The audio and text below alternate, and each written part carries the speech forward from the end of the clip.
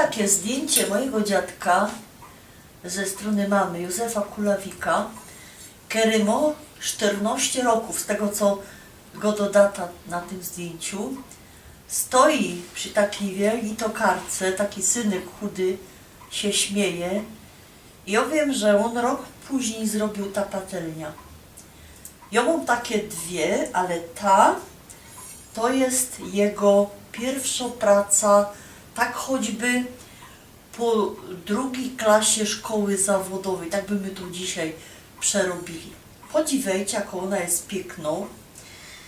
Może to był rok, zaraz wam powiem, 1916. O, czyli ta patelnia ma równo, jak kręcimy ten film, 100 lat. I zaś, jak się wam zdowo, że te srebrzyste garki, te wszystkie pieruństwa, które kupujecie w kompletach, to dopiero te roski zostały wymyślone, to nie. Ja wiem, co to jest za stop, bo jak się dopytała, już jak się z dziadkiem nie trafiła, bo jak go się urodziła, to on prawie umarł na Nubera, ale ten stop istnieje, on się nazywa Argentan, a oni go tak potocznie nazywali Argentyk. I to była jego własność i jego praca, na podstawie której mu zaliczyli ta jego nauka. Używam ją całki czas, jak widzicie, nie jest przypalono, nie jest okopcuno, czyli jest tako, jak powinna być. Ale sam stoi drugi garnek.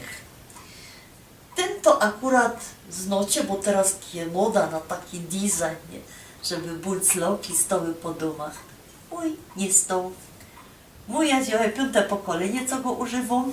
Dowód na to jest, że on był richtig używany i ja nawet wiem, że on, te większe górki stały bezpośrednio na ogniu.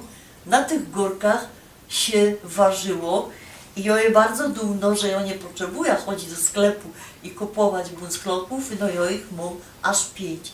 Ten akurat maluśki, mimo że sam jest ślad po wielokrotnym ważeniu, ja go używam do fetu, nie jak robię tłuste, do chleba z tłustym, co nie wiedzą, to smalec, ale na nim babka ważyli mleko.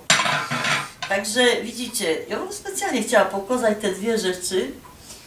Jak się wam zdowo, że to żeście wymyślili? Nie, to już było. I bardzo, że jest dumno, że to zrobił mój dziadek i mogę się wam poasić.